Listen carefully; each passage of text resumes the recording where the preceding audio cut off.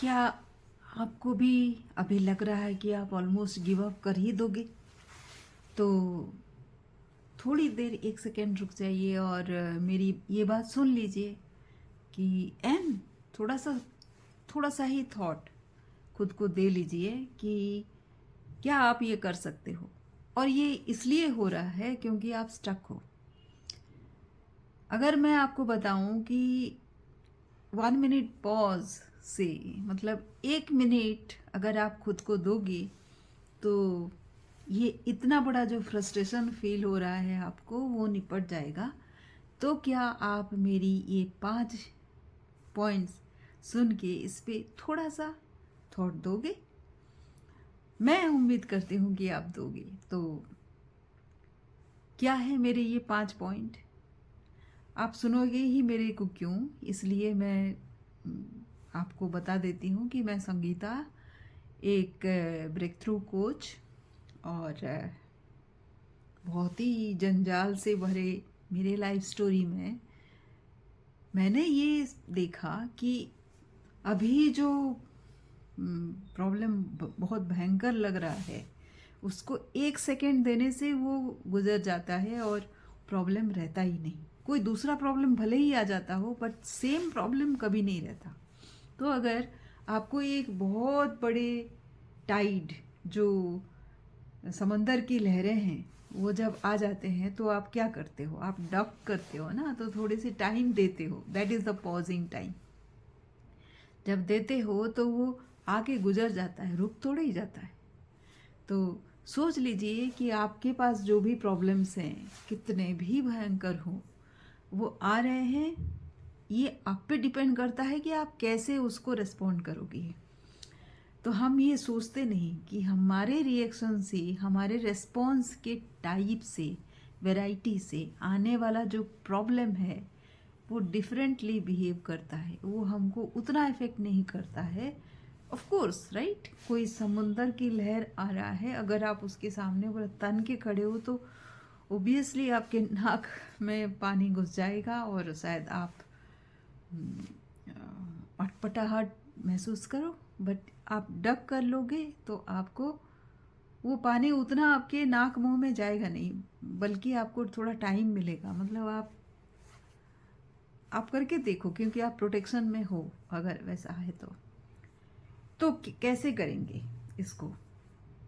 पहला है कि अगर आप खुद को एक थोड़ा सा टाइम देते हो, रिएक्टिव नहीं होते, रेस्पॉन्स टाइम थोड़ा सा लंबा करते हो, या फिर रेस्पॉन्स देते ही नहीं और मुस्कुरा के उसको झेल जाते हो, तो आपका रेजिलियंस ग्रो करता है।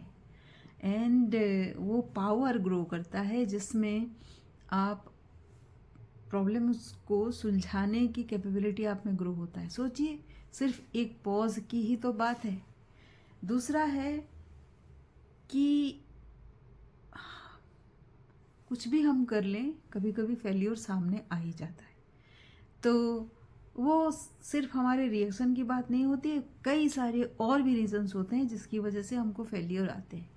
बट ईच फेलियर के साथ हम कुछ सीखते हैं और उसको एक्सेप्ट भी करते हैं। क्या ही कर सकते हैं? फेल्यूर अगर आ ही जाए तो क्या कर सकते हैं एक्सेप्ट करने के अलावा? तो उसको बहुत ही ग्रेसफुली एक्सेप्ट करें, या फिर घबराहट, झल्लाहट के साथ एक्सेप्ट करें। आपकी मर्जी, आप सोच लो कौन सा आपको ग्रेसफुल बनाएगा। तीसरा है, फेलियर के बाद भी अगर आप परसिस्ट करें तो दूसरे लोग आपसे सीखते हैं कि कैसे आप डटे रहते हो। बहुत सारे लोग एग्जाम्पल देते हैं ना कि कुछ भी हो जाए डटे ही रहती है या रहता है, राइट? वो आप बने और छोटा सा एक्शन कुछ लें जिससे आपको अचीवमेंट का एहसास हो, राइट? थोड़ा सा छोटा सा भी अचीवमेंट हो, वो हमको कई सारा करेज देता है फेस करने के लिए दूसरा मोमेंट, तीसरा मोमेंट, और कई सारे मोमेंट्स होते हैं अपने लाइफ में।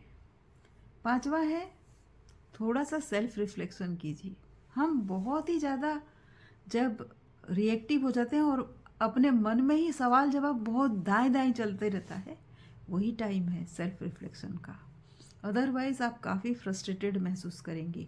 याद रहे कि ये जो लाइफ है इसमें दूसरा कोई रेस्पॉन्सिबल नहीं होता, दूसरे तो प्लेयर्स होते हैं, दूसरे रोल प्ले कर रहे होते हैं, और हम ऑफ कोर्स कितने भी अच्छे से बोलें हम काफ़ी ज़्यादा इफ़ेक्टेड होते हैं। बट वही सेम चीज़, एक पॉज अगर हम दें जब हमको बहुत ही होपलेस सिचुएशन आ जाता है, फ्रस्ट्रेटेड हो जाते हैं, तब भी हम डट के जमे रहते हैं और उसकी कोशिश करते हैं कि उसको कैसे उभरे। तो यही है तरीका, एक पॉज देने का और सेल्फ रिफ्लेक्शन। और ये जो 5 पॉइंट है, एक तो है आप रियलाइज़ करें कि रेजिलियंस आपको स्ट्रेंथ देता है, दूसरा है एवरी फेल्योर आपको कुछ लर्निंग दे के जाता है, परसिस्टेंस आपका कैरेक्टरिस्टिक बनना चाहिए, स्मॉल एक्शंस आपको अचीवमेंट्स देंगे, और सेल्फ रिफ्लेक्टिव होना चाहिए कि कुछ अच्छा कैसे हुआ और कुछ